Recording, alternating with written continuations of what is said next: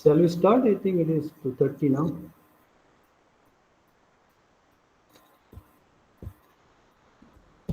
Yes, sir, please.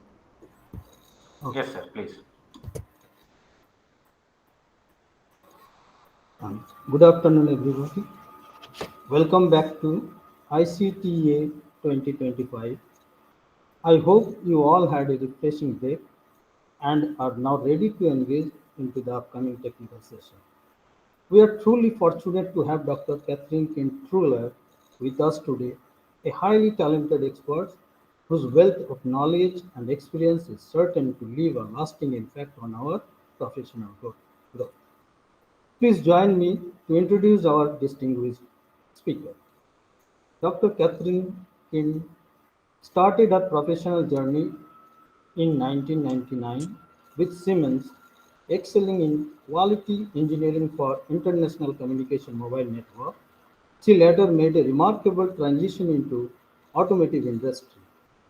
Her innovative work has shaped cutting-edge vehicle functions, including advanced driver assistance system (ADAS), engine management, steering and braking system, cockpit infotainment, autonomous driving technologies.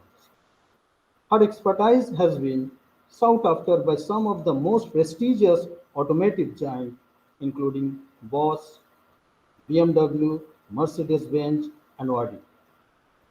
Dr. Kind-Truller's academic credentials are as impressive as her professional achievements. She holds an exceptional array of qualifications, a doctorate in AI applied to business from Swiss School of Business and Management, SSBM, Geneva, Switzerland, an MBA in AI from University of Cumbria, United Kingdom, an MSc in Computer Science and Software Engineering from the University of Hertfordshire, England, a Masters of Arts in Leading Innovation and Change from York St John University, England, postgraduate diploma in Digitization Leadership from Columbia University and System Engineering from MIT. A multi-award winning expert in AI and business innovation, Dr. Kind-Trueller, currently working as the Chief Data Scientist and AI Director at Cognizant Technology Solutions, Switzerland. She is also a member of the Board of Advisors at the Swiss School of Business and Management headquarters in Geneva. It is our great honor to welcome her to the one-week FDP program on intelligent computing techniques and its engineering application, ICTEA 2025. Without further delay, I would like to invite Dr. Kathrin Kind-Trueller to lead the session. Ma'am, the stage is now yours. Please continue. Thank you very much for the kind introduction. And sorry to ask the typical question. Can you see my desktop?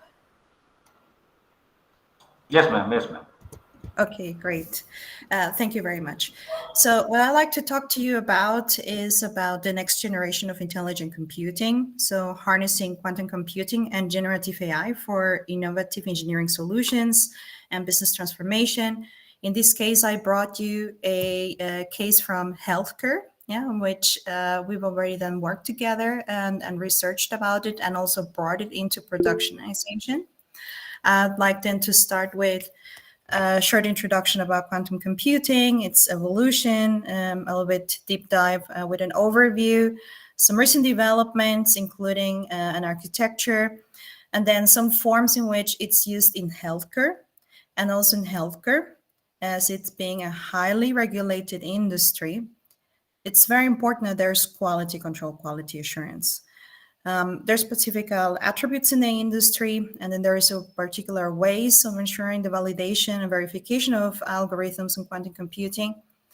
And last but not least, well, how can we use also then generative AI in order then to assist on what would be typical industrial use cases and business cases?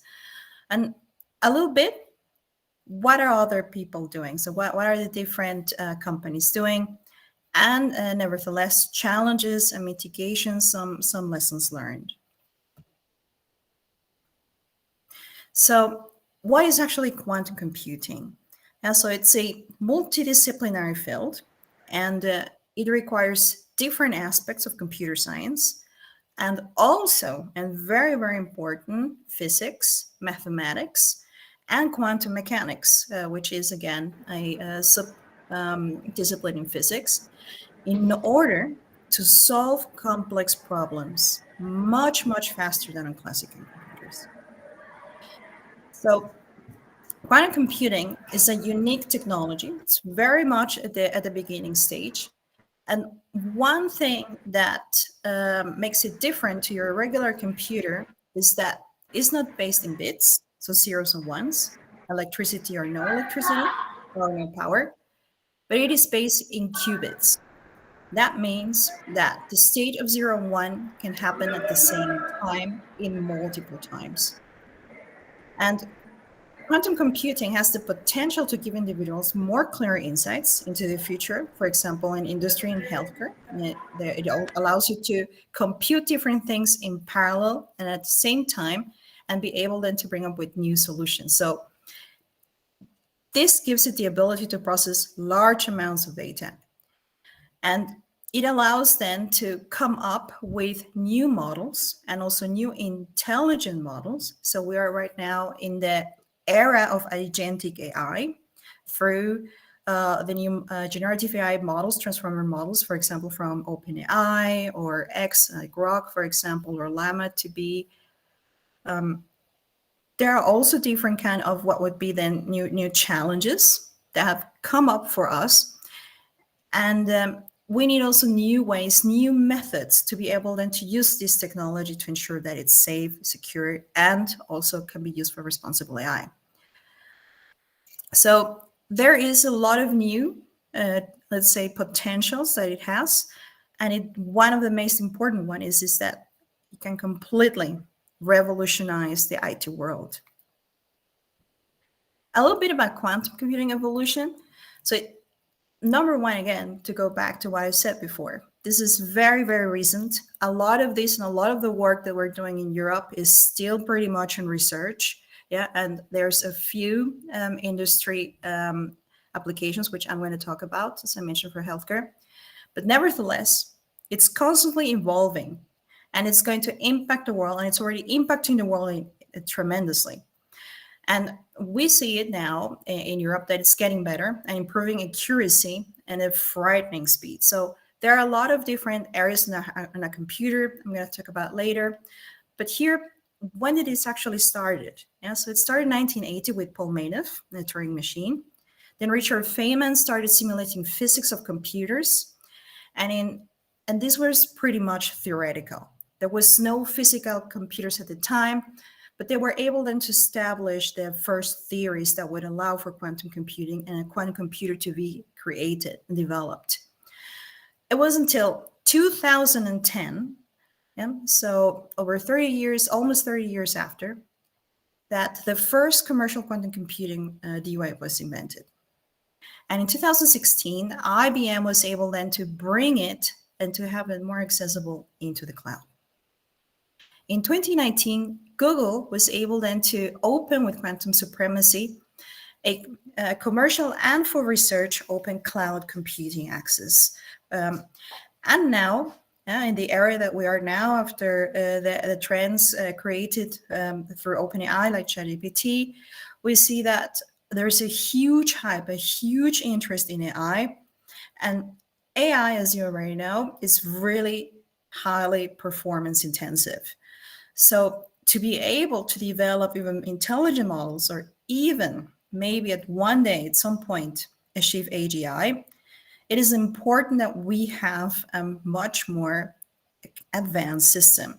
And that could be reached with quantum artificial intelligence.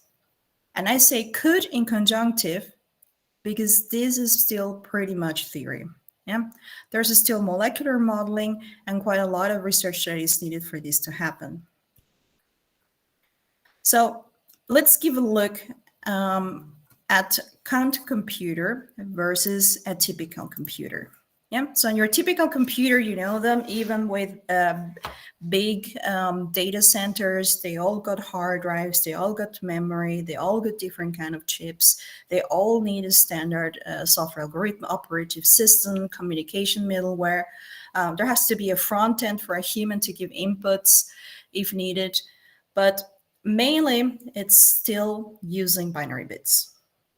And it processes data in simple calculations. And usually these are deterministic. And the one typical thing is sequential. First task, second task, 5 tasks as they are going on the priority of execution. And quantum computers, again, they're based in qubits. They depend on quantum theory. Yeah, and it's also really important to keep this. It's still not an exact science yet. There's still research to be done in order to make it what would be then a law. And it's just for fast and efficient results in highly complex computations. So they are around 10,000 times faster. And that is thanks to parallel integration of multiple sets of data for probabilistic calculations. So this makes quantum computers perfect for artificial intelligence, perfect for data management, and perfect also for further type of research, be it on any particular field. So let's give it a look more into what would be then one of the most advanced regular classical computers versus the most advanced quantum computer right now owned. And it's actually based then in the USA. We have a couple also here in Switzerland. And the one that we have here in Switzerland is, again, based on quantum qubits. And one of the very important things here is that it has got high error rates and it needs to be kept ultra cold. Yeah, so quantum information obeys the laws of quantum mechanics. So one of the challenges that we see with them is still then that they're very big. Yeah, it takes around 2 stories of what would be then a typical building. And one of the areas that we see here is that through these challenges, the only way that it could be accessible for the industry or for what would be research students or a particular person is only through the cloud. So, which is the only thing that classical computers, you still can have them in your lap as your laptop and can be portable, for example, the form of your the tablet or your phone. But till quantum computers get there still needs to be a lot of research for what would be then the hardware development to be able then to solve for the temperature constraints. So, but let's see how it is. So if you see here, for example, then in Europe, we have around a good 22% of the quantum computer in the market. Yeah, so 9% then is in the rest of the world. It's mostly then used then in North America and in the APAC region. So Asia and the USA have concentrated themselves in and focused a lot on creating offerings, creating models, and bringing about all the different industry uses for that and the different applications. So if you see in East Asia, for example, companies like Huawei, Ayong, Toshiba, they have really established what would be then a lot of what would be on-premise or cloud-based then offerings for that and applications, developing hardware and software services for that. And newly, actually, Huawei has a research center here in Switzerland, precisely in order then to develop this more. So we also see a trend that it is actually growing at a much faster pace in Europe now than it is then on other markets. But one of the areas that we see that can be used right now is in healthcare and banking, finance and insurance, energy and utility, manufacturing, aerospace and defense. So you might ask yourself, so what are we doing? So, well, we're actually using it right now for accurate simulation of business scenarios, for example, in finance, how the stock market might be able to behave depending on different conditions, depending on disrupting conditions. And this is very important. So after the pandemic, a lot of things, a lot of what would be then different markets were completely disrupted. And there was a lot of different government decisions or even government indecisions. So from here, the government now has addressed technology giants like IBM, Microsoft, AWS, and Google to help them develop what would be then prediction management and business strategy prediction. So, and not only for that, there is also then a big fear about cybersecurity. So could be through different political reasons. And with now the integration of generative AI opens a complete new door to hacking. I'll go into that a little bit more later. But nevertheless, and then for you, if you're a student, or if, let's say, you want to go to university and you're interested in computing, I would advise you, any student right now, that study quantum computing, because even the prognosis that we see is that it's going to grow up to 42.6%. Imagine, this is tremendous. There's no industry that is going to grow higher and faster than what would be quantum computer, what would be industrial applications. And if, let's say, if you want to go into the research area, is one of the areas where grants are given in any area of the world, and is very highly supported because, again, the fast and accuracy simulation for business scenarios needs to increase. And there's a lot of research, a lot of work to be done there. So another area then I would like then to show is that if we want to see here, for example, an industrial application that you see here, the market growth globally in quantum, so 26 in healthcare, 42.6, is that we see that all economies worldwide, all countries have been investing significantly. And if you are in the research area, then it will definitely, you see a high support in research activities.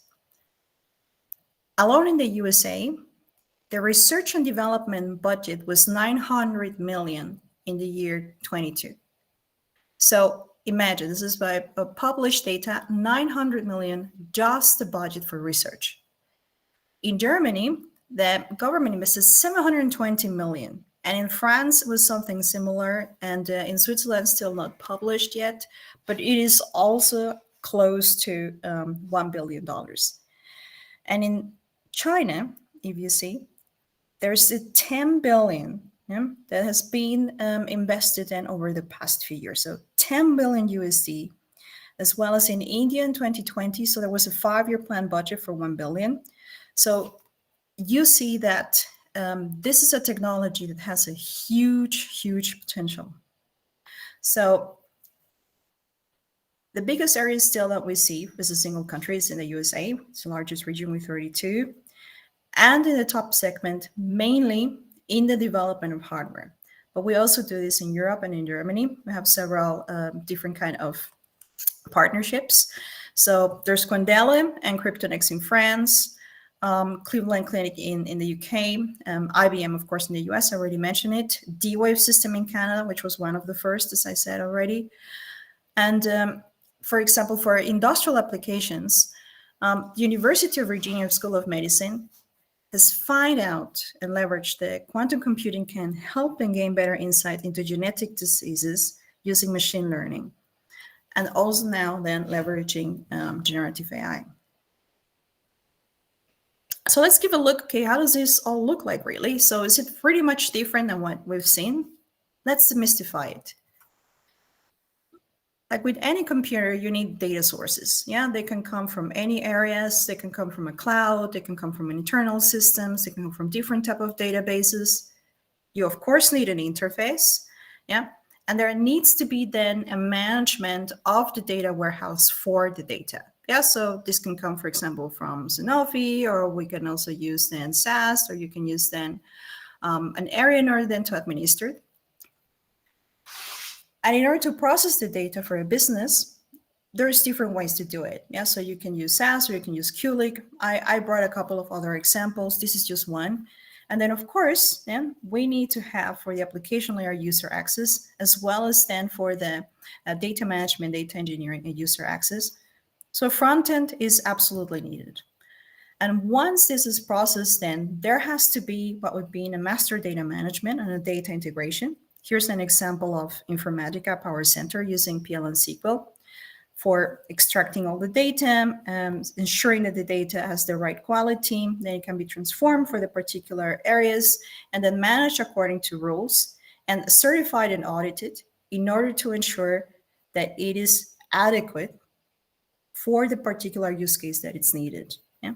So data validation is an important part, just like with any other kind of data that has been processed for what would be then safety critical models. In this case, the example that I brought would be then of healthcare, is the typical area. So what we see, the only thing that changes is actually then the processing type. Yeah? So it's the quantum computer that is just, let's say, executing the analysis at least 10,000 to up to 1 million times faster, depending on the particular task. So what are some principles? So how to do this, and that we've established then as a guideline, and don't see this as it would be a completely, let's say, finished framework. As I mentioned, a lot of research, even for process methods and tools, is still necessary. Just see this as some key considerations if you want to use it, either for research purposes or for industrial purposes. And one thing is that the architecture has to be agile. So it is important to choose the right components and the different right degree of cohesion and coupling. In Europe, we have 17 different companies that are able then to provide you with hardware, or as well as then with other type of electrical, mechanical, electrical, electronic, as well as chemical. Yeah? And the important thing is that right now, in order to make it more accessible, there are now new type of payments forms, like pay on the go, demand scale up and down, depending on how much data or how much use cases or how much different research projects that you have. So these new companies have allowed for a scalable and extensible architecture in order then to be able to use even for business purposes, like business intelligence. And for this, then it allows you to design for scalability. So what kind of technology, what kind of architecture and design, how it should be done, horizontal or vertical, and which would be the right approach for you. So an example that I just showed you is, for example, for Informatica PC and BDM. So for this data management, the important thing here is then to ensure that the data is the right, what I already mentioned, and also then to have the right method for enabling what would be then the ingestion, and then the tools supporting the method for what would be the processing of the ingestion, additional data sources, and for the API applications. And like with any type of then model artificial intelligence creation, there has to be a really good master data management, data governance, so improve database performance, and then as well as then ensuring that the architecture needs are given. And here is a trial and error that if sometimes you need to remodel the data model based on the architecture needs, then this is something that needs to continue. And one of the areas that thanks to IBM, Google, and Microsoft, because now we can leverage features from cloud infrastructure and cloud optimization, and they bring already this hyperscalers a basis, what would be the guidelines. It allows you then for this. So you can, in that case, then have an improved database performance and using a plan, using particular setup of cluster nodes, and have what would be then a dense compute. So which is then faster CPUs that you can access over the cloud with large amounts of RAM and solid state disks. And that way you can maximize what would be then the data input. And that way you can improve the query performance. And nevertheless, like with any other computing application, data security, data management, data protection is super important. So for this, actually, we've seen that working then in options, for example, like from AWS, which have already built in data security and cybersecurity from it, has helped be able then to leverage this. while transferring, processing, and accessing data. And in these ways, we have already then what would be then an off-the-shelf improved security model with multi-factor authentication, the typical things that you know, restricting an anonymous user because there's access management, there's a secure Redshift, DWH in the cloud, and they're also able to provide all the facilities that you need for this. So like VPC, private subnet, security groups. And last but not least, Sorry to disturb you, ma'am. Uh, Actually, your slides are not visible. I mean, they are not changing in the presentation. okay, let me just try again to research to reshare. बोल लेना. Sorry about this. So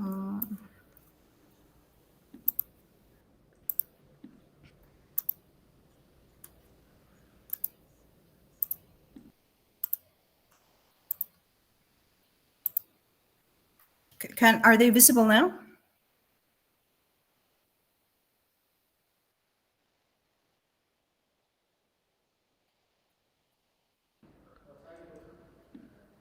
Yes, ma'am, it is visible now.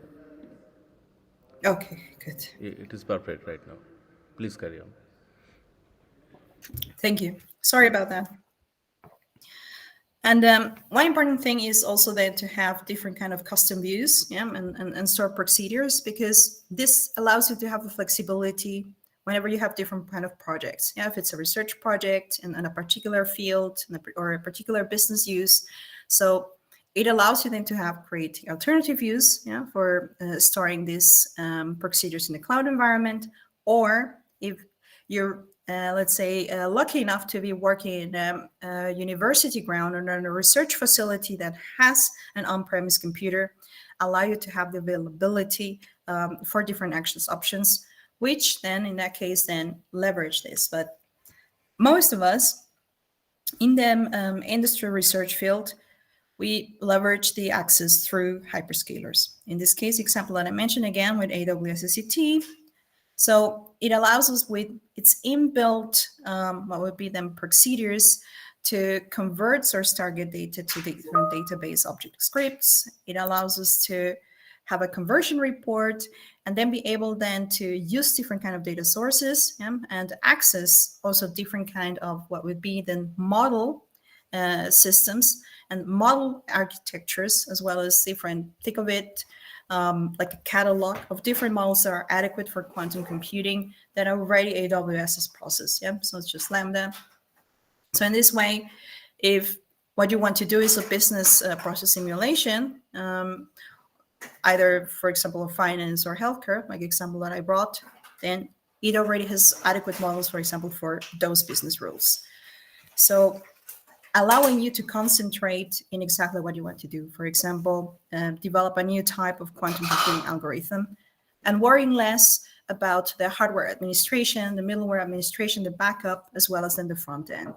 So this is one area if you're a student and with low capability resources to still be able to have access to quantum computing for your dissertation, for example. So let's say that I give you already some examples. So, but what would be a reference? And then again, there's a lot of research that is needed. So see this just as a guide. Yeah. So this is still, again, a technology that has not been perfected. So like with any computers I mentioned, database, data extracts, existing data warehouses are needed. Yeah. And here to give you an example that we've used here for the healthcare industry. So we were using AWS and Informatica in order to have the data push-pull, to have a direct connect with the data, as well as then to create what would be then our historical information. And why is this important? Because you want to be able then, when you do the quality control, to differentiate, are the errors coming from the algorithm? Are the errors coming from the data sets? Or are the errors coming from what would be the computer setup itself? Yeah, so if you're using, for example, a hyperscaler, then the latter is not going to be most of your worries. So in this case, we were using then Amazon S3 with Glacier, and that we knew we could have the confidence that the hardware, what would be the OS middleware and front end for the quantum computing was completely ensuring its quality by Amazon. So that was quite important. So in our case, we knew that what we needed to concentrate would be on ensuring that the Delta data that we were using to train the model for our new what would be research purposes would have the access. So for example, we're using RDS from Informatica. So in the Delta data, that is where we extracted all the data for the source application in flat file formats, either through the connectors or the source systems in native methods. And then we put this then on the Amazon S3 quantum computing all over the cloud. And then the Amazon EMR 5.0, yeah, here's where we just dumped all the data that the S3 picked up and then started them processing all the different jobs from what would be then the Informatica warehouse, and also then continue processing through the EMR quantum computing. So then for some here, you want to extract the results. So for that, we had then Redshift and Oracle. So we will have then the different landing staging and ODS and data warehouses and the data marts, which would allow us then to see the results for the different use cases in the data mart views. So then we would be using AWS Direct Connect and a CloudWatch. And then we would be, let's say, using a typical front-end data consumption to see the results, to analyze the particular results, using QLIC for what would be then the data management of the business intelligence, and SAS for what would be then the data extracts management and creating then the dashboards, as well as then using different tools for creating type of different analytic views and analysis for our research data. So, and one important thing is that is the staging in this case. So of course, a computer can do this in parallel, but you need to understand here, if, let's say, if you're a student, if you're a research student, and you have a consumption constraint because of costs, that the data processing the EMR quantum computer will be loaded into the data warehouse in the staging area, and then it will be loaded finally with in the data warehouse tables after final transformation, validation, and cleansing, which is the great advantage then of using AWS. And then the tables will be then further summarized for final downstream. So with consumption, and then it replaces legacy materialized views, which are the typical ones that you would have, for example, in a GPU. So now let's move into a little bit more information. So that is, again, one example, but we're not there yet, as I mentioned. So there has been recent developments and partnership. So, and in the case, for example, then of healthcare alone, North America has increased in completely its new revenue and share to 36.9. And again, I mean, as I mentioned already, Germany invested 720 million in 2022, as well as then as India and China, as I mentioned. But also one important thing is to say that these important developments are not done alone. So there's a cross partnership in Europe and as well with North America, in order then to be able then to find out what would be then new type of resources, be it hardware mechanic, be it hardware electronic, be it new type of cooling systems, be it new type then of data management administration, as well as what would be then operative systems and algorithms. So I'd like now then to move to the example in an industrial application. So how can quantum computing, for example, transform healthcare research? And this technology still, again, needs to advance before it can be the typical option for any healthcare company. So one way is for silico clinical trials. And don't forget, healthcare is a highly regulated industry, similar to banking. And the reason why it's quite simple. You want to ensure that whatever treatment that you're having or medicine is safe for you. And why here simulated clinical trials are not practical with the current innovation and comprehension of science? Because they're using usually target groups that are very small. They're usually gender dependent. And there's a lot of medicine that's being created based then on particular what would be then male users.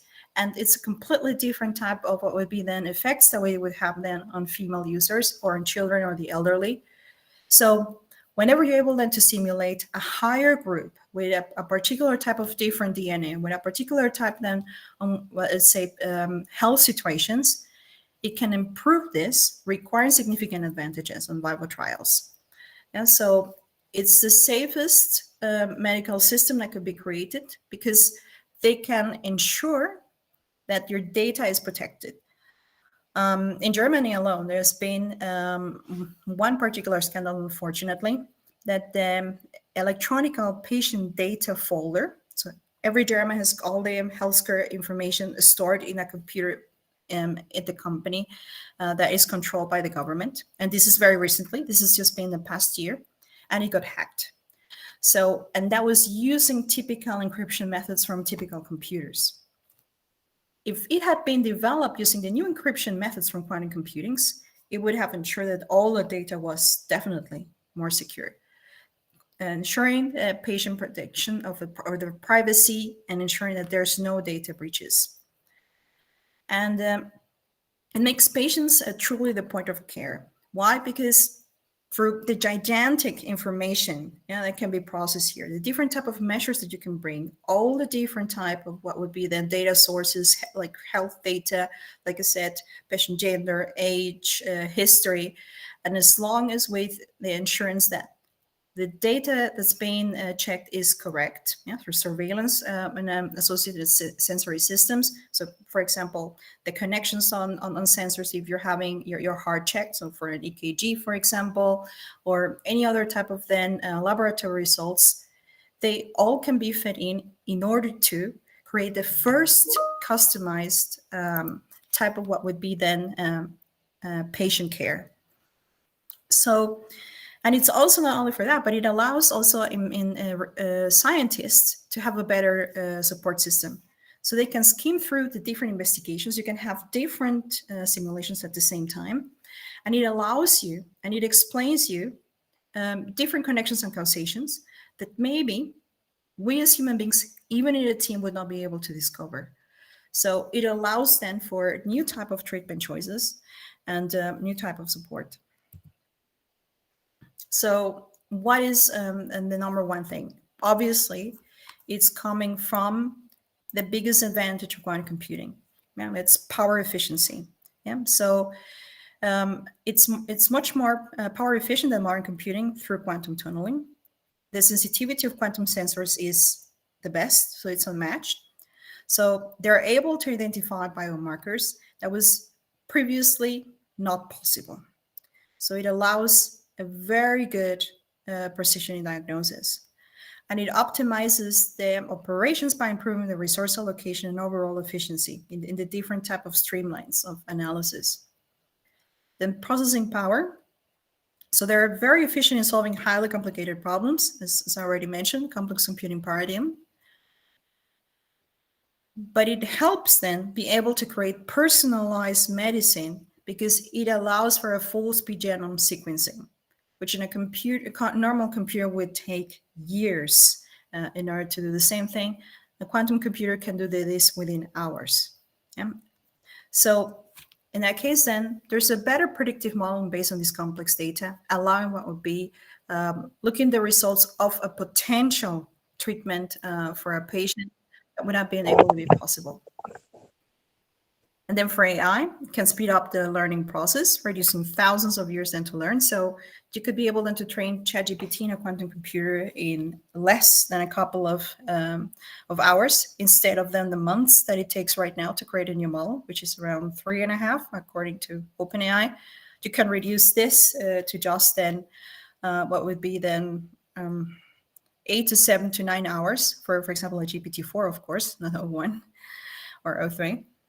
So it allows for multivariables for different equivalent and parallel states. So there's efficient solving equations and at the same time, 4 lengthy simulations.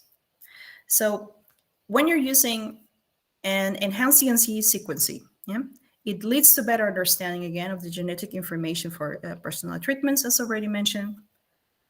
And last but not least, is at the moment the best compute. So it's a compute supremacy allowing to surpass any limits of any traditional computer. So as you see here, then there is quite a lot of new advantages. So it could be used then to be a little bit more specific. So different areas in healthcare, in order to coordinate forms of efficiency and effectiveness, faster diagnosis is already mentioned, as well as analysis of medical processes. What are the areas here, for example? So quantum annealing, which is used for drug discovery to simulate structures of molecules to determine the most effective configuration for specific diseases.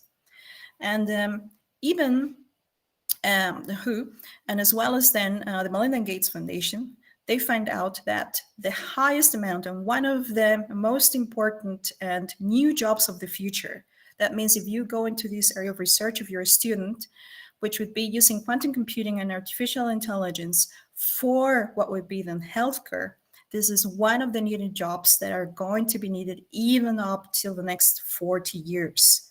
So it's a good way then to secure your job, and then if you're a researcher, to secure grants. So there is still a lot of what would be then research that is needed in quantum annealing. And then, of course, let's say if you don't want to go into healthcare, but just more generic, quantum neural networks, which is the area that I specialize in. They just simply mimic the structure and function of the human brain and help analysis of the complex healthcare data, for the example that I'm bringing. So we use it to analyze medical images, make patient outcome predictions. So it is data science on steroids, as I always like to call this. And then, of course, for cybersecurity, that we also use this for, quantum cryptography, as I already mentioned, research data and genomic data, as well as ensuring that institute pharmaceutical companies, as well as governments, are protected against cyber attacks. And then the areas where hyperscalers go, so quantum cloud. So there is still a lot of need and a lot of research. If let's say you want to become a cloud engineer at some point in time, here would be the areas that I would suggest anyone to go, because there is still a lot of need in the quality control resources for collaborative research and development. And even though I can mention, AWS has done a great job in providing a QC for remote access over the internet for this case, there's still quite a lot of need of research and development in this part. And then, of course, quantum cognition. So modeling the human being as unpredictable as all we can be. Yeah. So, and also for what would be then creating a better customized management, and then improving the health of different groups that so far have been not misrepresented or not represented at all for some particular drugs or treatments, as I mentioned, women, children, and the elderly. And then, of course, in machine learning, it can help just, like I said, bring data science, advanced data science, then and advanced analytics into steroids, allowing for identifying different patterns and predicting patient outcomes, as I already mentioned, and creating what would be a personalized diagnostic and treatments. So, but what could be something that might happen? So let's look at view about the future state. So we see that the very important thing, just like with any other discipline, if it's going to be used for an industry, or if it's going to be used for what would be then a particular purpose, also for NGOs, for example, it has to be aligned with the business outcome of a particular organization. There has to be agile delivery, as already mentioned. There has to be robustness of the data, of the structure, and of the AI through responsible AI. And there has to be then also ways to ensure that the digital data and the algorithm creation is following verification and validation methods, as well as then ensure that there is consumption patterns that will be able to leverage this data analysis.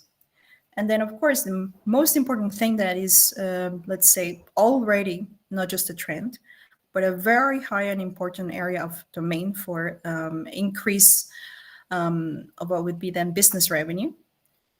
And that is highly personalized insights. Yeah. So your data is money for a lot of companies. So data monetization is one of, let's say, the areas that a lot of on the banking, finance, and insurance is still, let's say, one of their highest priorities, and where quantum computing would promote the reuse, collaboration, and create a data and insights marketplace. So all of these, yeah, it needs to ensure a modern data architecture, system of records, and then, of course, then the different domain services. And then from here, we can bring it about on enabling different focus areas, network optimization, network transmission improvement, customer experience in all different type of industries that I mentioned. And it can also revolutionize in the future, even legal and law, creating what would be then AI agents for a lawyer, for example. There is a talk also from the Bill and Melinda Foundation saying which jobs would be obsolete in the next 20 to 30 years. And they say even 15 some other companies that, for example, any consultative type of jobs, for example, law and law enforcement, would become then AI agents, for example, not people. The same thing for your regular business roles like data entry, data management would be all completely automatized. And the same thing what would be then on typical manufacturing jobs in which there will be a high level of automation and less people would be used then for manufacturing. But then at the same time, you would say, okay, well, what am I supposed to do? Well, like I said before, it allows for new emerging businesses. There is a high need of research here on quantum computer, quantum engineering, as well as quantum research and development, and maybe new businesses. There's something that has not been invented yet that through the particular research experiences and research results and let's say confirmed thesis and theories would allow them to help us emerge a new type of businesses. So, well, then how to do this? So if you would say, well, where could I start if this is one area that I would like to go then on my research, either then as faculty member or as a PhD student. So what are the areas that I would like to look? For example, if I'm a PhD student, well, one of the areas that you could go, for example, is on optimization. Well, when and how? As I mentioned, there's still a lot of needs in operations effectiveness and efficient automation, on shift left, on AI and import efficiency, on business outcomes. Yeah. So how, for example, then still then to improve then the costs, because it's a very expensive technology, obviously. But one of the areas then to go is, okay, well, how to reduce downtime, how to have a better coordination of what would be then data ingestion, data processing, and then ensure that then the use is also then satisfied. And customer management is in this area still pretty new, if some of you might be surprised about this. And last but not least, in the optimization area, design principles. We're still not there yet. The computers that have been just started in 2010, that gives us just 15 years in the creation of what would be then ideal quantum computers, which are still the size of big buildings. So there is still a need for process optimization in these areas to create new platforms, how to maximize the priority of the technology and be able then to create what would be then an ROI then for particular for-profit organizations. So if, let's say, you want to combine quantum computing with finance, and that would be one area that you would like to go, or you would like then to research then for banks and improving the banking system or any finance application or any big corporation, this is a low-hanging fruit. Yeah. So bring an ROI here on quantum computing. And then the same thing about minimizing any adverse effects, so errors, of course, and modernizing the strategy. And that's where we come here into modernization. So there's still a lot of needs on simplifying the complex architecture. I already give you some examples on cloud enablement, tech refresh. And quantum computing might not just revolutionize the processing of algorithms or the algorithm design. I predict that it would even modify data governance, data security, and data compliance as it is today. So foundations of what we have in MLOps on data as a service are not enough. We're seeing that we're coming a lot into different limits. So there's a lot of need of research here. The same thing for reducing the tech debt, compliance and regulations readiness.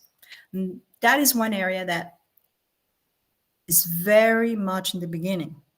So there is, I think maybe this is the area that one should actually bring on about when there is an optimization first, and not try to comply and regulate before, let's say, things are set up.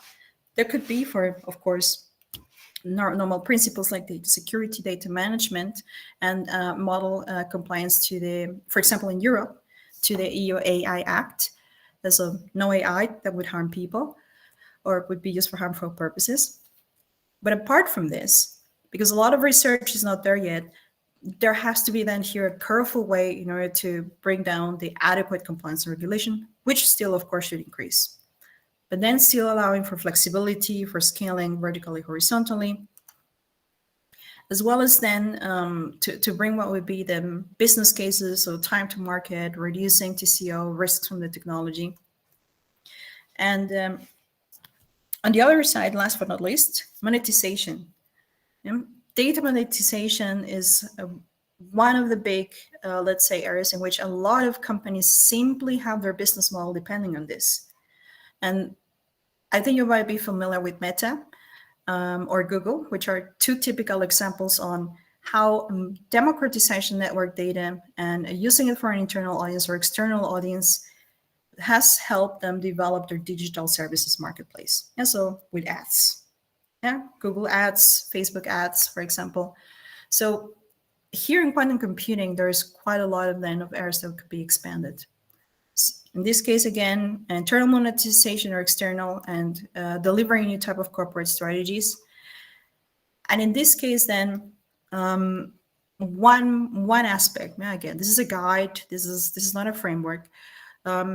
Maybe through methodologies like systems thinking or design thinking or AI ops, reliability and availability, cloud economics, and AI engines, which are traditional computing principles, they still need to be adapted for quantum computing. And it's not been done yet. So this is, let's say, some of the outlook, the possible outlook. And I see this as an area, and that's my prediction that it would be then expanding in the next 10 to 15 years. So what would be the one way then to do this? So like I said, focus on the particular areas and see well how the particular processes and methodologies that we're using right now, for example, in DevOps as a process, data engineering as a method, platform modernization as a method, transformation monetization as a method. How could this then be transforming what would be then a value? And my company, for example, we established then different type of thought leadership. We established different kind of processes, and very, very important, we cannot do these alone, even as a big, huge corporation of over 300,000 employees. So also yourself and try to do it alone. Try to find then what would be then other research institutes, then create a platform, establish what would be then exchange management, to be able then to create and create what would be then a platform for your area. So now I would like then to jump to what would be then a very specific use case. So I would come now into the details. So what we did? So we use quantum computing as a diagnostic assistance quality control tool in order to ensure faster and accurate clinical decisions, and removing any redundant healthcare processes. And then ensuring that we could classify the images much faster and reconstruct them in case that they were not very clear, and be able then from this particular computer vision to have an accurate or more accurate disease assessment and risk prediction. So it would be collecting the images. It could be from MRIs, CT scans, or X-rays in digital format. The quantum computer, the S3, was pre-processing the data, and it would automatically apply noise reduction, image enhancement in order to improve the quality of the data. And then we created an algorithm-based model for identifying important features, such as textures, pattern shapes. For example, different tumors or different areas of the body have different kind of geometry. So that way we would be able then to detect, okay, well, is it really a cancerous tissue or it's already a tumor based alone on the images? And then we would bring it again back into a quantum image processing application in order then for this to interpret and reconstruct the output, to say, well, what is this about? Just like how a doctor would do this. And in disease prediction, we wanted to know what would be then the possibility. So not just here establish the cancer state, but here gathering the insights from the patient's history file, health status, and any risk factors, either genetic or, for example, from EMR, EHR, lifestyle. Yeah, if they like to eat a lot of fatty foods, for example, a lot of sugar. And then identify these variables, genetic markers, demographic information, family history. As I mentioned, medicine and treatments are very much dependent on gender and age, as well as particularly lifestyle and healthcare history. So here we were able to use all these variables and encoding and selecting the features into qubits.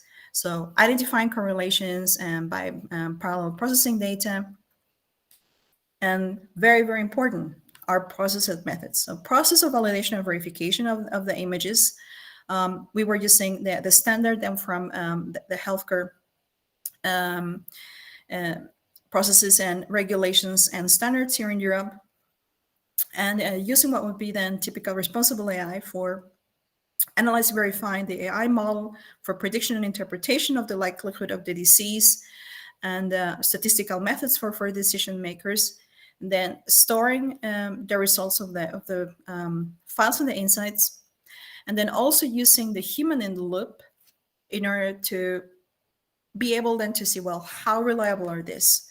So we would be getting then different kind of doctors and then give them the results. They would analyze them and say, well, would you have done the same type of diagnostic, yes or no? As a third validation method. And what we see here is that then quantum computer would give better access and improve quality of care to patients. And like I said, personalized drug solutions and healthcare management.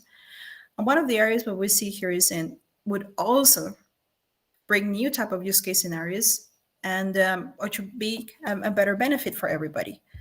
For example, is the optimum drug pricing. What is a first choice if you have a generic drug versus what would be then one for private care? Market dynamics, pay parity of patients, government regulations, assuring that healthcare becomes affordable to everybody. As well as the insurance pricing, here creating historical claims for the data, demographic information, healthcare utilization patterns, patient records, and actuarial data. And this is actually important because it would give then on the countries in which healthcare is privatized a fair type of rate for the users. And then we'll be able then for the companies, healthcare companies, drug producers, their for-profit organizations. So they want to see, well, are they getting their ROI for their drug development, manufacturing investment on their costs, insurance company regarding the premiums, what are the risks that is particularly happening or could happen if it's on a simulation. And in insurance, be able then to improve underwriting accuracy for payers. And underwriting is a very, very extensive process that needs to look at hundreds and hundreds of documents, as well as then in comparison, taking up to several months to come up here with a solution. And with quantum computing together with generative AI, it can bring here what would be then an insights within a couple of minutes, if not seconds, depending on the size of the data package. And other areas would be then on logistics and operational management. And this is not just for healthcare, So the supply chain optimization, suppliers data, warehousing, inventory, so fluctuations. This is some of the areas where Amazon was able then to profit a lot from quantum computing. So if you see Amazon, they have alone just in Europe over than 10 million processings a day.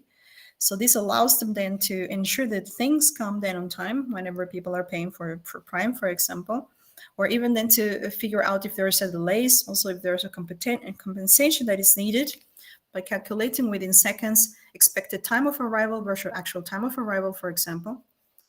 To go into healthcare, patient routing and scheduling, there are some healthcare systems that are highly what would be then cost intensive if they are, let's say, brought on by the government and accessing to everybody, for example, NHS in the UK. And from here, we were able then to create for the NHS an AI agent that would be able then to be accessed by people on their phone, scanning a QR code, downloading an app, and it would just talk and be able then to diagnose as accurate or even sometimes even better than a regular practitioner for non-critical diseases. And then, of course, if we would identify a critical disease, then say, okay, well, you need to go then and have healthcare availability now. And then here bring on patient preference saying, well, the AI agent, this virtual doctor, which we were able then to win a prize in this last year, was able then to relieve the doctors in the NHS systems to take care of the people that really needed the care for critical diseases, and then be able to advance and create what would be then writing the particular sick leave records within minutes, or diagnosing what would be then a common cold, for example, or a common flu. And another area is the impact. So timely delivery of medical supplies, and this is, like I said, during the pandemic, we saw is critical. This is a life of death thing, as well as in optimized resource allocation in hospital and clinics. We saw also during the pandemic, there were a lot of issues on bringing about the right resources and calculation of what would be the needed beds, for intensive care, for what would be then patients in a really highly risk, almost then close to death condition. And this was very improbable at the time to be able then to know, do I have too much, do I have too little? And wanting to then avoid tragedies, which is a sad situation. So here we were able then to see that for large populations, for example, like in India and China and the USA, where it was applied, was able then to predict and be able then to bring on a better analysis. Nevertheless, there are challenges and things that need to be avoided. So we see that the future of quantum computing will depend very much on the ability for companies and research institutes to overcome fundamental challenges. So because these computers need to be held up into really low temperature conditions, qubits are very fragile. So we still need as researchers to explore new ways to improve the stability.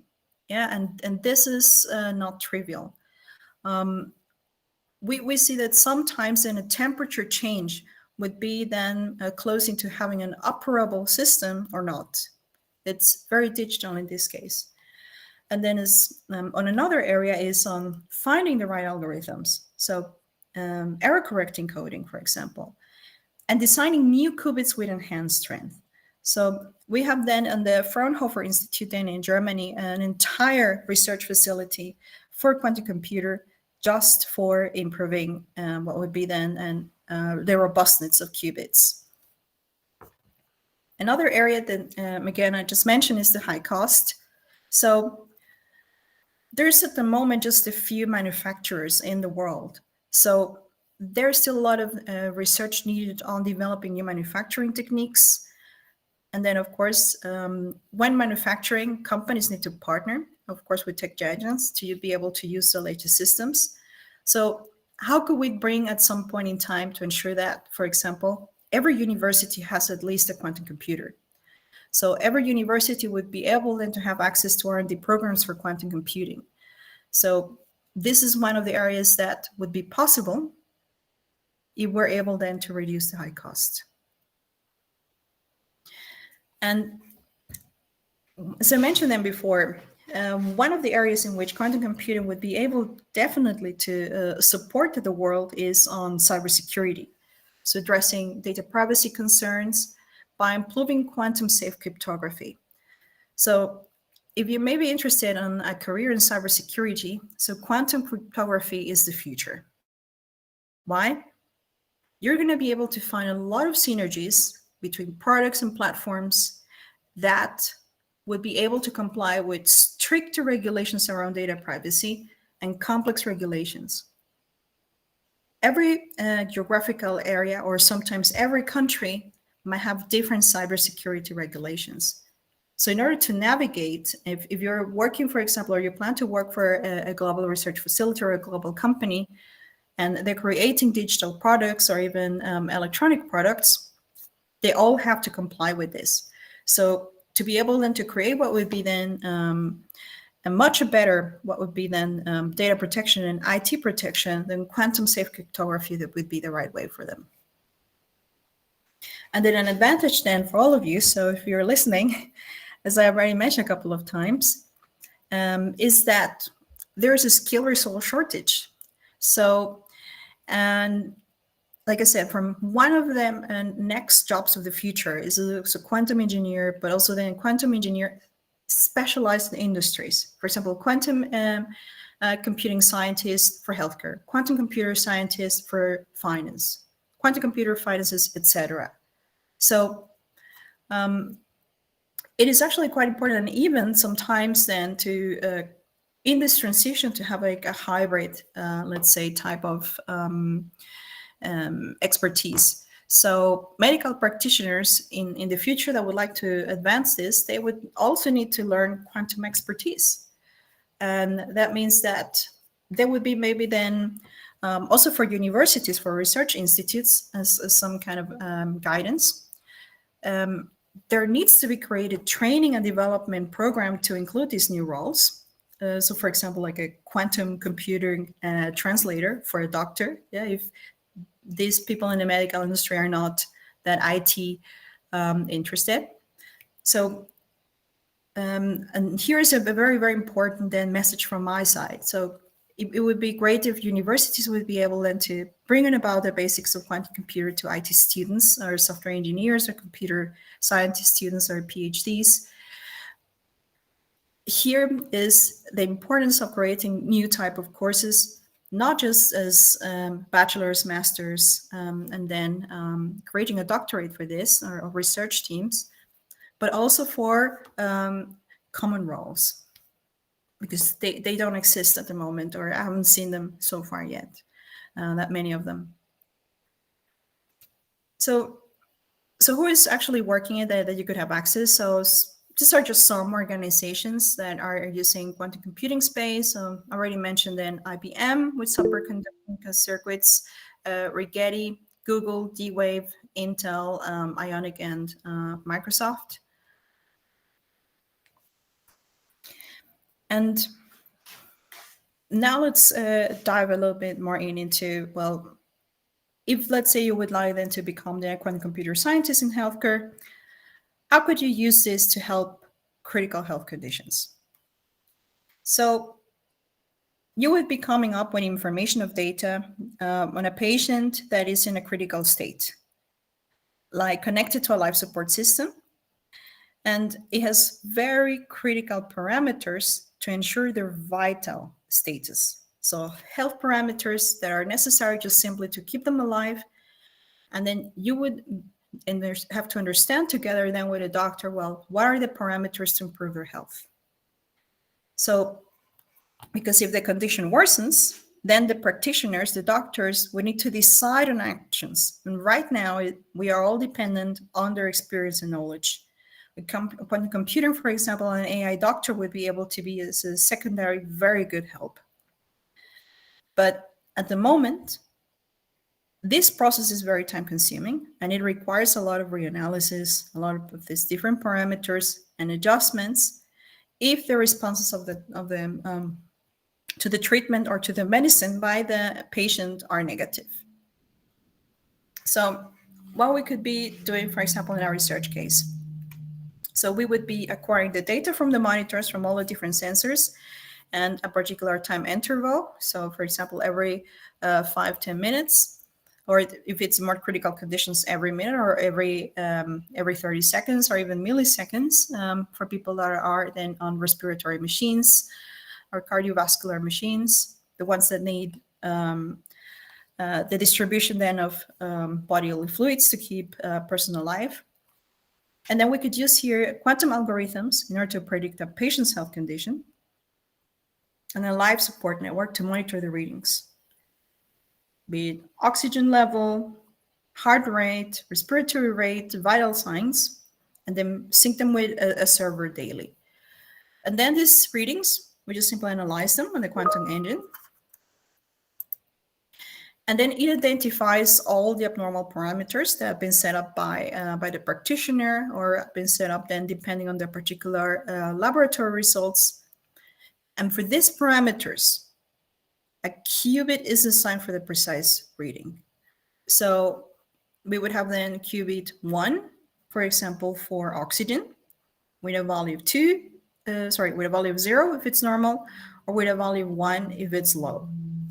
On qubit 2, the heart rate, normal or not, 0 if it's normal, 1 if it's not normal, 3 for the heart rate, high or low, 0 for high, 1 for low, qubit 4 respiratory rate, normal or not, so 0 for normal and 1 for not normal, and qubit 5, respiratory rate high or low, so high and low. So as we can do this all in parallel at the same time, the outcome would be able to give us a very detailed, very granular health resources disorder report. By prioritizing the health condition, having accurate prescriptions, alerting the health practitioner to say, well, was it too much of a particular, let's say, drug doses? Yeah, and maybe this person have an altered state because of that. So this would increase the prescription during critical phases of the patients, and at the same time be able then to use all this data. So we can comprise all this data and start making what would be prescriptive about how much to dose in the next particular days or instances, depending on the health changes, and also predictive, which is the new things and the new advantage of quantum computing. Yeah. Was it the right drug? We could create simulations, maybe of another possible or even better drug that has come to the market, or treatment. Would it be better than for the patients to use this? So I already mentioned this part then. But then let's see. And I don't know if you would like then to, before I go into the generative part, if you would like then to have a stop, or shall I continue?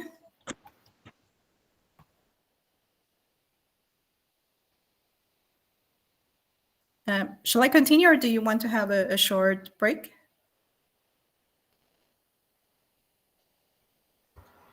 No, continue.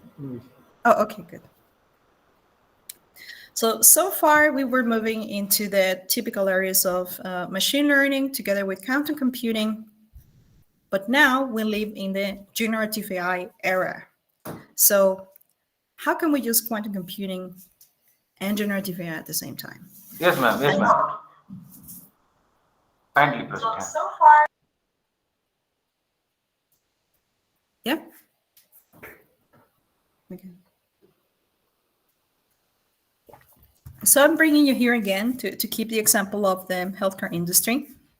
How we could use then quantum computer and generative AI to create a new discipline, generative biology. So what we understand on generative biology? We see this as a fundamental shift in therapeutic development, all driven by machine intelligence, in this case, generative AI intelligence. And through this, we could create a complete novel protein therapeutics, generating new kind of therapeutics using these generative AI new computing tools. So we will be using, for example, here a particular sequence, so DNA sequence. And in this sequence, also then understand the particulars of, let's say, this chemical compound or cell or particular cell structure. In this case, for example, for an enzyme, molecular motor, a receptor, and then start then completely understanding the structure to every single component. And so folding it and unfolding it, and start then generating new types of the same structure. So using generative AI to include, for example, interactions in enzyme changes or on molecular motor control or on receptor control. This example shows heteropolymers made of 20 amino acids. So they're monomers. So there are around 20,100 possible proteins. And usually any given natural fold comes into a compact 3D unique structure, so it can better analyzed. And it has a specific interaction with another molecule. So every interaction becomes a function. So to give you an example of protein folding is just creating a particular sequence to understand just the structure. Think of it like creating fold tree analysis for an algorithm, and trying to understand the different parts of the algorithm. What is, let's say, the first callings? What is the particular loops? What is the particular variables? And what would be then the particular execution? So it would be the same thing here, what we'll be doing then with protein folding, which is just simple understanding the primary structure. And then there would be then a secondary structure, which would be, for example, then another, let's say, cell or cell part or tissue part, which would be the secondary structure. We would be exactly doing the same. Could be then even a third, which would be then, let's say, through an external factor, for example, like a virus or some kind of microbe. And a quaternal structure, for example, what would be then particular cells like white T cells that are used, for example, for helping a cell or helping a tissue protect itself, which are the ones that would eat, for example, bacteria and get rid of it. So this would be for an example of a quaternary structure. So in this case, then, what we could do with generative AI is that we can auto-generate new type of protein interactions. We can grab this particular then new proteins with new specific therapies, and even generate proteins that might be invisible to the human eye or to a particular, let's say, third person. So usually when these analyses are made, only certain data is analyzed. And in this case, we can do complete, what would be then interactions between primary up to quaternary structures. So how do we start to do this? So we have, of course, in our S3, so in our quantum computer, the machine learning algorithm for the structure creation, for the structure sequencing, or the particular folding of all the different primary, secondary, tertiary, and quaternary structures. And we select an LLM. Yeah? So in this case, we select then Lambda 2 from the AWS model library. And then we knew that it was not going to be good enough. So we had to adapt the LLM and train it to understand the particular use case. So that's what we did. So we created our own customized LLM to be able then to have the adequate generative platform. So we give the LLM the protein structures and sequences compendium from all our different database sources. And in regards to what would be the different experimentational data, which is proprietary by the company we're working for, also added to it. And very important when you're creating your agentic AI is to avoid any kind of errors, for example, hallucination. And what would be then other issues in regard to the recall of the output. In order to give it the right validation of the output and verification, we just not simply have the generalizable rules. So the rules that, for example, a typical lab or a typical what would be then biologists and the biology chemists that are within the research team, the typical linear monoacid sequences and codes for the structure and the function, but also how to interpret them. So just like this biologist or just like this chemist would do, or the particular medical staff. So we would then bring it on about and start generating the sequences. And then we would be starting then auto-generating the new protein and modalities. And then we will be combining this auto-generated structures with then a particular states. So we would be giving the structures and simulate a disease. Yeah, so it would be a genetic disease, would be cancer, for example. And then to these disease states, a particular treatment, be it a drug or be it a particular therapeutic area. In this case, it would be then the therapy with the particular chemical compound, which is in this case then here that is a tertiary structure, and then be able then to combine all of this together and then create then a complete new result. So solving these complex biological challenges. And then we'll be able then to analyze, let's say the results, and then see the success rate, see if the results then are adequate or not. So from here, we would be able then to see and identify, well, was the drug that was administered adequate? Or how adequate or how little efficiency? And then because we're giving here in the rules, the particular then levels of acceptance, and we are analyzing the structural change. So let's say, for example, if it would be then an enzyme in which the molecular motor has stopped, yeah, or what would be, for example, a receptor that's creating more and more tissue, which is the growth function that creates then a tumor. If it is stopped, for example, if it is reduced at a certain percent, we would see it, okay, this has been a success rate of 0 to 3%, depending on the time that it's taken for it to be reduced. So we simulate here months, weeks, in a matter of milliseconds, which is a truly remarkable thing.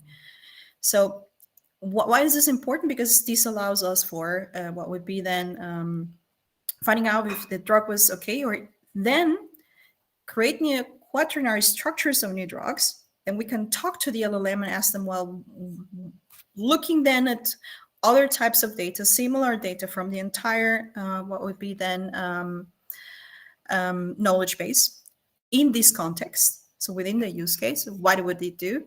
And brings about a new type of drugs. And then we would be able to simulate this again, be able then to run against the cycle, and then have the result of a new drug. So which is the area that we did. So, and we were able then to call this an Optima Bio. So it's our own AI and ML platform for this discovery, design, and manufacturing. So what was our objective in the research? So the process has a fragmented computational backbone and relies on sequential wet lab experiments. And the current process is, again, for antigen selection, and then design and formulate, again, based on the experimental work that I showed before, and build then with this particular customized LLM, this experimental platform. And then if one of the models for analysis or structure creation, like I said, tertiary, secondary, quaternary structure was not good enough, then bring it about and create new set of algorithms, so new AI ML products to accelerate and optimize the identification, characterization, and design for new targets. So what would be then a tertiary structure, for example, a new drug, or a quaternary structure, for example, the new treatment structure, or the new changes, what would be then on the chemical compounds in the particular drug. So, and also analyzing then the immune response. Yeah, so And we would be able then to categorize the data in immune repertoire applications, antigen identification, as well as antigen design and manufacturing. So once we were able to synthesize and have the adequate one, then it would need to be produced, and it really needs to be tested in vitro. And then, and because of regulations, there still needs to be, in some countries, a biology test before going to manufacturing. But in this case, this allows even to create or auto-generate what would be then the simulation for this. So first, as an experimentation platform, and then as an interpretability platform. So what a research laboratory or a company would get is this bioinformatics package. So our entire code, our Python code, and our main thesis was, so we had two particular, what would be then hypothesis that we wanted to confirm or falsify, which we were saying, okay, well, if a company has got the experimentation platform with the particular data that we've already done with interpretability platform, we would be able then to create then a solution, and then as well as then to ensure that them interpretability platform will be able then to solve for the different type of structures. So, so the solution in our hypothesis was then Optimum Bio is able to harness the power of ML for accelerated vaccine discovery and development by targeting key research bottlenecks, and then improve efficiency, quality, speed, and of course the cost of discovery and product development processes, because it's much faster. And that was, let's say, the main type then of hypothesis we wanted to confirm. So for this, we created then two different types of solutions. So first, as I mentioned before, so the protein language model-based solution, Generative AI, so to use it for antigen identification, characterization and design, vaccine synthesis, and the using of different protein sequences. And some applications we developed so far in this prediction for subcellular localization, TCR epitope binding, and protein expression. So the structure that you see in this case. So to go to the previous slides, yeah, so we were able then to create different kind of models, yeah, from what would be structure changes. So that would be the disease, yeah, so it's the secondary structure. So like a disease LLM model, and also an instruction AI model for looking at what would be the entire different type of reactions, depending also on the other medical factors that I mentioned before. So age, gender, historical data, etc., or current lifestyle. So from here then, this would allow us then, let's say, all this data then with all these different parameters to have a better protein language model-based solution. And the other part is that we still needed to have an AI ML model. It could not, let's say, be changed, because LLMs, as you might all know, they're not really good at mathematics. And they're not really good at making intuitive decisions and thinking. I don't want to cause any controversy with OpenAI. Yeah.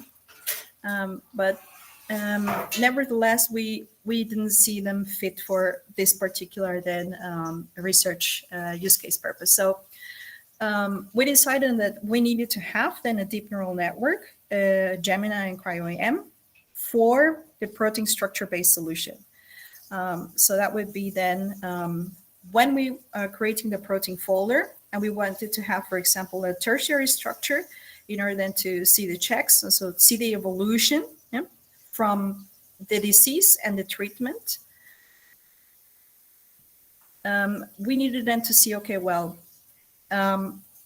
what are the different protein structural features? Yeah, as a low dimensional fingerprint, and they use these fingerprints, these different type of instructions, yeah, in order to align a free protein structural similarity search. Yeah, so in very simple English, there's a particular disease with caused by this particular set of, let's say, parameters. and let's say another patient or another simulated patient, so auto-generated, would have something, let's say, typical to that, and then compare it with a real patient data. And then use all of this in order then and the algorithm to discover, okay, is this the same type of tumor? Are they the same type of, let's say, background? Yeah, was it caused by similar situations? Yeah, because of maybe history, because of lifestyle, or was it genetical? Yeah, so it allows us then to have a much better similarity search. So from this, then it created on our analysis, we were able then to see generated 33 new things. So an antigen discovery, the epitope identification, antigeny and immune geneticity. We would be able then to see identify that some groups genetically would be more propense, yeah, to have a better immune system than others. Yeah? And the same thing that would happen then with the, and this is important for antigen design and for antigen characterization, for personalizing. So, for example, people that have a low immune system because of age or because they got an autoimmune disease, and then from here, be able to adapt the drug dose or the drug type as well as the treatment type based on this antigen characterization. And this then, again, personalize it through the right formulation based again on this immune profiling that we were able then to do.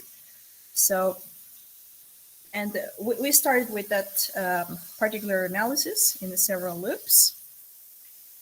And during then our particular then research results is that we were able then to see that the T cell receptor, again, the T cells are the ones that usually protect you from any kind of harm, be it viruses, be it bacteria. And this actually has got a protein. Think of it like its own little code, and they actually work very similar to a computer language. And this was very interesting for me as a data scientist and a software engineer to see that genetics and even proteins are super similar to computer code. So, and you can create models for this particular sequencing in order then to understand how they might react to the different type of secondary, tertiary, and quaternary structures. So we were able then to use it for prediction and analysis.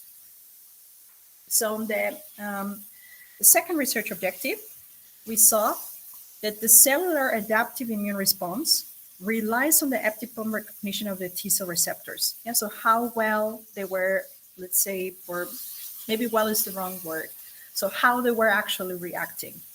In order to develop the T cell receptor specific protein language, yeah, that was needed for the prediction. Yeah, so is this cancer for lungs, is cancer for stomach, is stage 1, 2, 3, or interpretation of the epitope binding to see, okay, well, how it is reacted to the treatment, to the particular chemical, how is the reduction rate.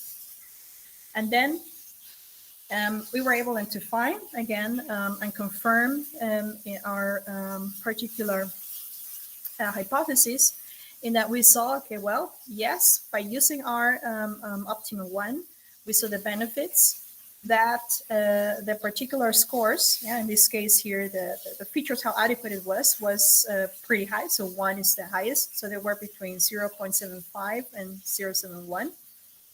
And this is quite good because we're using here auto-generated patient data. Yeah, so it is not, of course, based on human data, but sometimes, let's say, generative AI transformer models can have quality issues. So this allows us then to know that the particularly quality assurance, quality control, verification and validation methodology that we were using for our generative AI transformer model were so far at this stage then adequate. Why?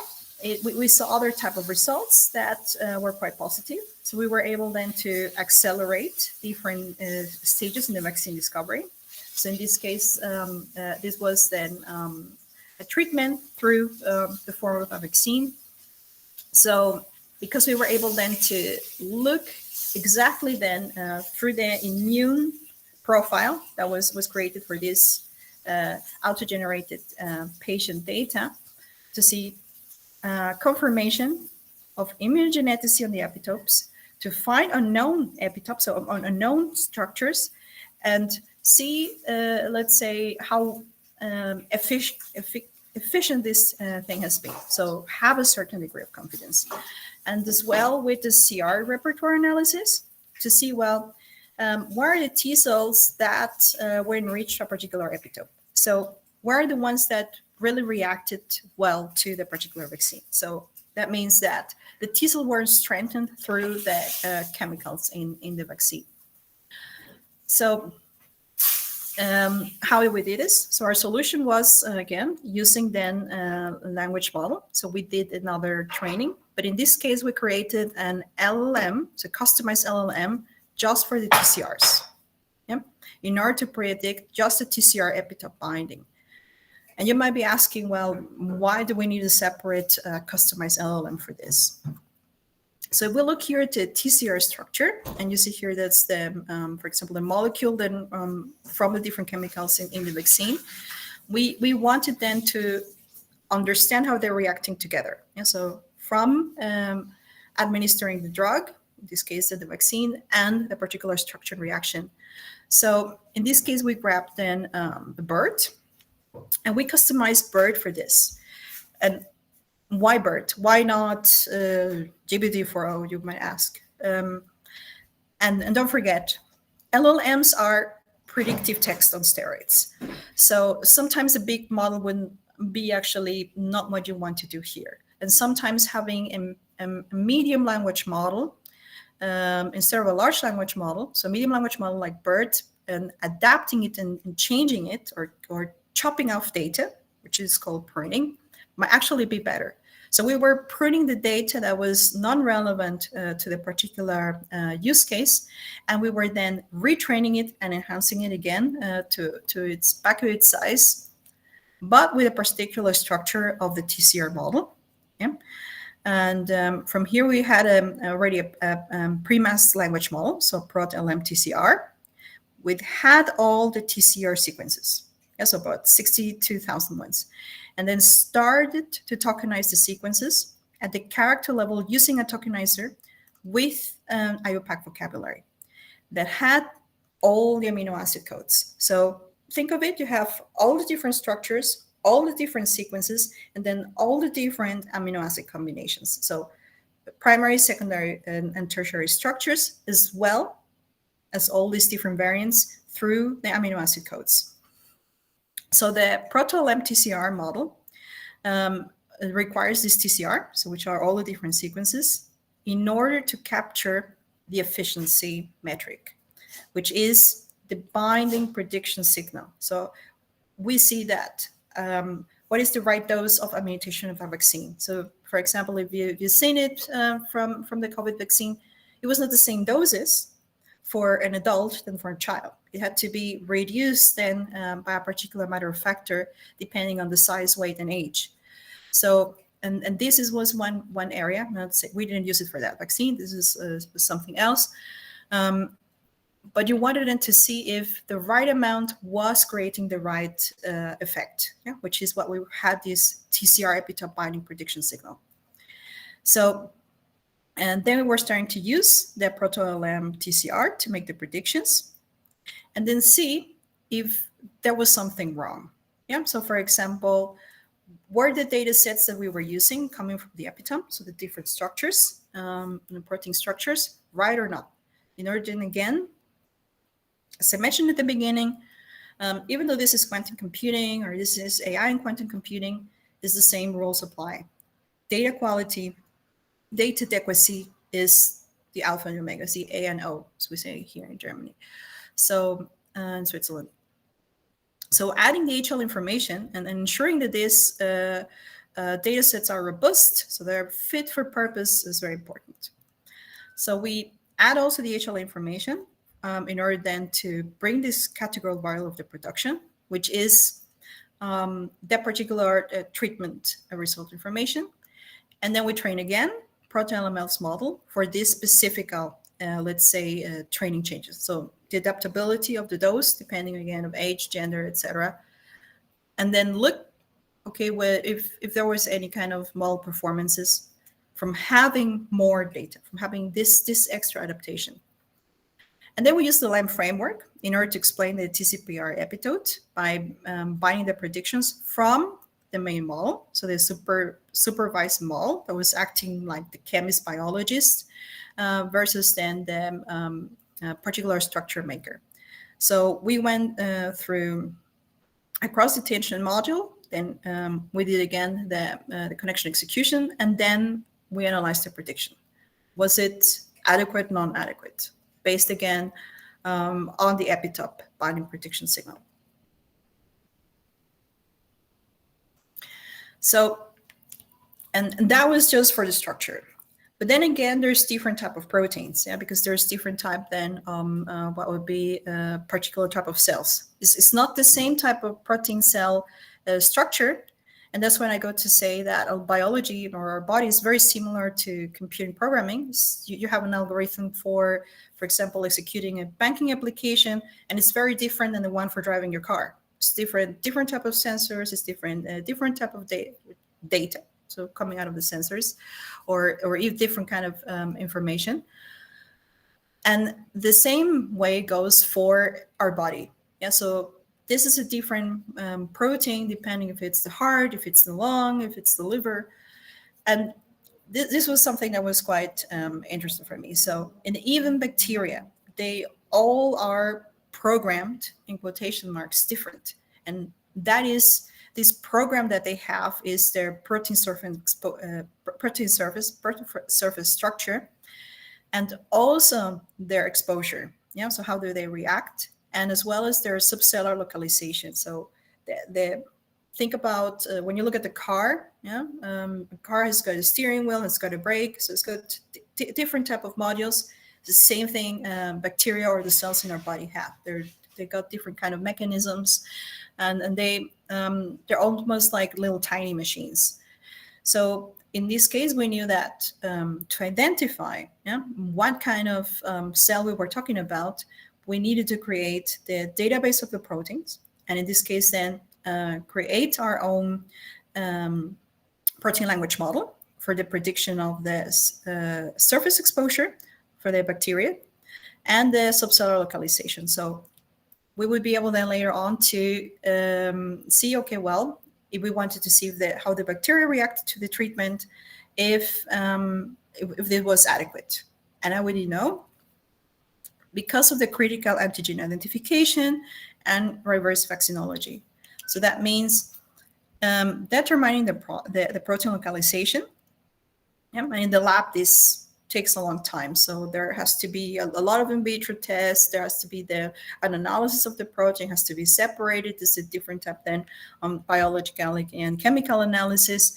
And it's very expensive, and it's not possible for all different ones. So let's say we wanted to use this for then later on doing in vivo tests in rodents, or what would be then on higher level mammals, it would not be possible, because they have all different type of genetics and there are all different type of conditions.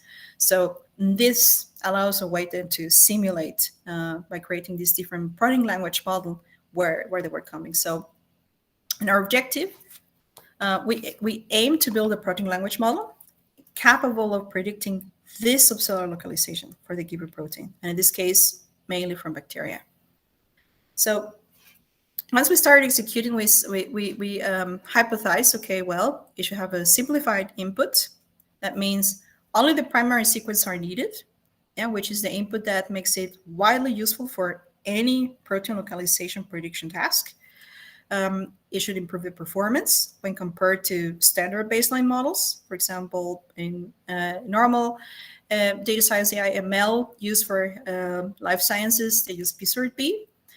And in this case, we were able to confirm this because we observed a major gain performance in the particular scores. MCC for our proto-LM SEL, and as well then for the localization. And also then we hypothesized it would have greater coverage. Yeah, so P-SORT-B predicts around 25% of the proteins on an independent data set, even with unstructured data. Yeah, so on unknown labels. So Proto-LM-SEL recovered considerably, yeah, a big amount of these predictions. So here you would see, so you will have your particular bacteria. It's all its different structures, and they all looked very different, really, really exotic. So we would be then extracting the particular structure, so all the extracellular space, what they would be having, the particular behavior and geometry. So this called bacterial endoplasm. And then from here, we will be start with what would be then the main analysis. Yeah, so with the SEP execution and looking then for areas of what would be then error. So it would be then negative protein sequences. So whenever something would be off, and then as well to understand if it's a protein structure change because of the treatment or not. Yeah. So then we started in our protein language model, the tokenization. Again, we used Roberts, we call it, and the fully connected neural network, and then the classification layer.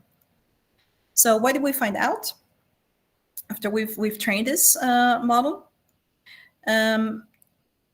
After we first did a train on with self-supervised language model for proteins that represents the long range and bidirectional context through self-attention and self-supervision, which amino acid sequences, so which protein, were considered as letters, and they comprise the words and phrases describing the protein primary structure. So we had a separate AML using bank of words method. And then here, we fine-tune and pre-train the model again with all these other different classifications. So the particular protein types, as I mentioned. And then we started then checking them if we were able to predict the surface exposure or the subcellular localization. It was negative or positive, depending then on the particular treatment. And then we started to make the predictions with Proto-LM and see if we was able to find the different changes in all localizations. So what was then the evidence? So we then started to create our generative AI-assisted library information. So we got a lot of structured data then regarding methodologies from PubMed, and clinical trial data that we had was proprietary and MDOTs. We look at other papers from similar researchers in Semantic Scholar. And then we also then extracted all this data and used it first as our metadata structure and started to create our objective storage. Then we used the LLM from the AWS databases I mentioned. It's called Bedrock. For the ones that are not familiar with the AWS LLM catalog platform from AWS. Then we did our summarization, and then we wanted also to chat with this data, because then that would actually be the a way for us then to see the results. So we created also then what would be then our front end to have that information, as well as to have then the Q&A, as well as the protection and biocipher, and as well as name, entity, and tagging. So we could see this was this particular protein, this was this particular then structure, yeah, quaternary, tertiary, etc. And then try to understand using an AWI file and an ontology, which is, think of it like a big mind map, yeah, all the different proteins, all the different structures, all the different sequencing, all the different type of treatment, medical doses, and then create a categorized summary of all these different entities, yeah, and create this then report with a heat map, which is what you see here, this bubble chart, it's called. And in order to be able to allow us to have what would be then even a species change, yes, for example, for rodents, higher base mammals, or human beings in the generative AI simulation, of course. Also be able to use the knowledge graph for the different type of protein sequences based then on all these different genotypes. So as you can see here an example, it's very, very small because I'm not allowed then to share the details with you, but just to give you models and understanding. So this would be then, we would be feeding then our hypothesis, and then bringing about then other parts in of the thesis information, again, of what the solution was about and what we wanted to achieve, then bring on the data, execute this, and then it was able then also then to give us the report. So, which is, I think, one of the options for us, because different in industry than in research, we don't have weeks to write a research paper. So what we did is that we created then on the report, we fed it the white paper template, and then we allow it into the auto generation. But then again, we need to have then the auto human correction in order to ensure that it will be able then to pass publication.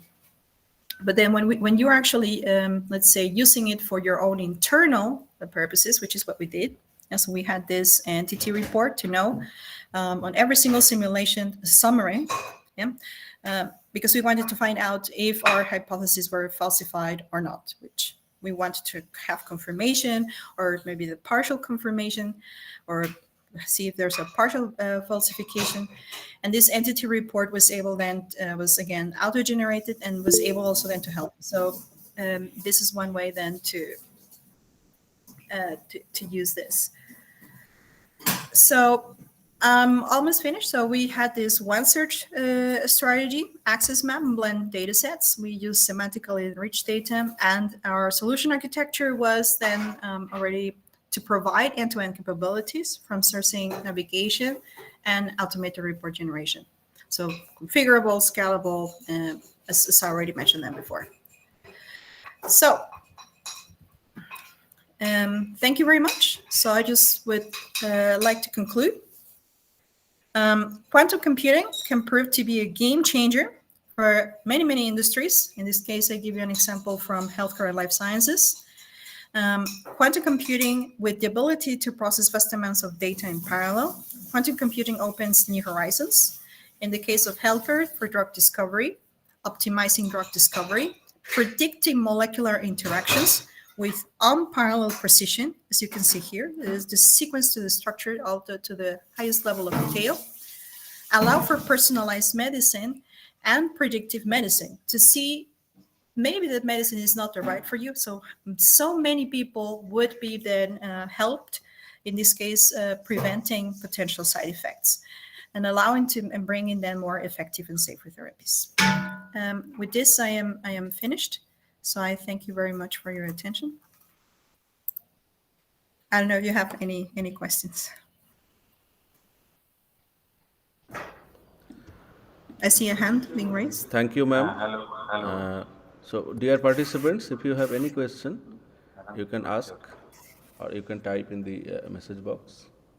I have a small question that this quantum computing and its application in medical sector with high precision and all these benefits, as you madam mentioned. I mean, how much effective and applicable it is for the developing countries like India or any other third world country or developing country, underdeveloped country. I mean, is it how much impact it has on this kind of countries and lifestyle and socio-economic structure? Yeah, excellent question. And as I mentioned before, one of the advantages that we could have here is to reduce the cycle of drug discovery, reducing the costs, and also adapting the drug costs and healthcare costs to the particular, let's say, socioeconomical group. So this allowing, for example, a country with India, in which there's still, unfortunately, a big amount of the population with limited financial resources, allowing then through this facilitation to give a better treatment even on remote regions, as well as then improve the healthcare systems by creating more cost-efficient drugs and again affordable drugs for India. So In these ways, it would allow India, for example, to be completely independent from the outside world. You would be able to create your own drug discovery, create your own drug manufacturing, and in these ways, completely adapt to the Indian needs. Yeah? Then every zone, every area has its own with its own culture, with its own background and different ways of living. Be able then to create this personalized treatment, and be able then to reach the disadvantaged groups. Yeah, so as I mentioned, women, children, elderly. So the impact is very, very positive. And I think that if that's why I was trying to encourage students or faculty to really take in this. Of course, first on the generic quantum research, but then later on, this is new areas of work. Yeah, so it would allow computer scientists to be able then to generate new jobs for yourself and automatically benefit the society. So it's very, very high. Yeah. Thank you. Thank you. Okay. It's very much optimistic answer you have given, madam. Thank you. Sure. Ma'am, one more query generated in the YouTube link. The question is confusion between antigen characterization and antigen formulation.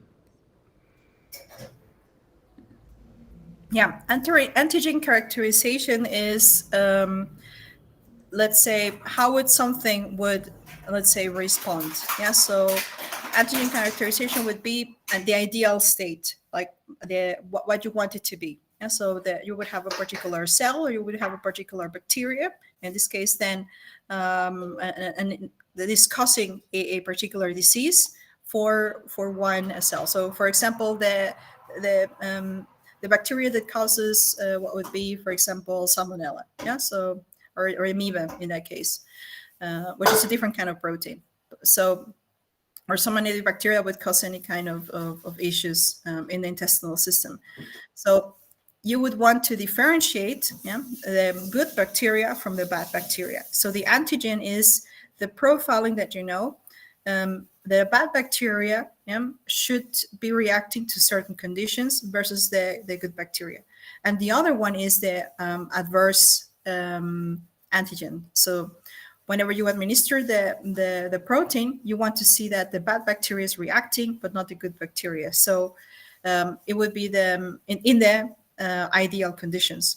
So whenever you're using the as-is simulation, because this is still not the real world, this is still computer-generated simulation, you want to find out if the administered drug or the administered treatment is positively affecting, that means really getting rid of the bad bacteria, and not affecting the good bacteria. So you need a metric to see the effects in both. And ideally, the good bacteria would not die, would stay there, because it's needed for the immune system in the intestines, depending which one. So this, so where we were using the bird lamb, we would be packaging it. Think of, let's say, like this shelf. So this would be the antigen profile of the bad bacteria, of the good bacteria, and this would be then, for example, the issue, the effect that is being caused, and this would be, for example, the treatment. So we would be picking, administering the doses, and then maybe changing the doses, and then looking for the effects. So the effects would be giving us then the chance then to see, well, how much, let's say, this protein, so the bad bacteria versus that protein, the good bacteria, was affected. So I know it's a bit complicated, so I don't know if I was able to answer the question. Yeah, thank you, ma'am. I think the confusion is clear. Okay. Okay, good. So participants, if you do not have any more question, Professor Joydeep Mishra, we can start the conclusion. Thank you, ma'am. On behalf of everyone here, I would like to extend my sincere thanks to you for sharing such valuable insights with us today. Madam, your expertise, knowledge, and engaging presentation have certainly enriched our understanding. We are truly thankful to you for the time, effort, and dedication you have devoted in making this session both informative and inspiring. I'm sure that the lesson we learned today will have a lasting impact on all of us. Now, as a gesture of honor, we would like to present a certificate of appreciation to our esteemed speaker, Dr. Kathrin Kind-Trueller. The certificate will be displayed on the screen, and we will request our speaker to graciously accept it. Please proceed. Thank you very much, Professor Mishra. I appreciate the time and dedication and the organization. So thank you very much also to the organization team, the kind invitation, and also to all the participants. Thank you for your time. It's been a pleasure. Thank you, ma'am, once again for being with us today and for inspiring us with your knowledge and insights. Thank you very much, ma'am.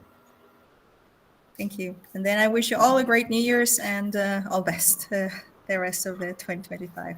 Thank you, ma'am. Thank you. And advance invitation for our next faculty development program, which will be held soon.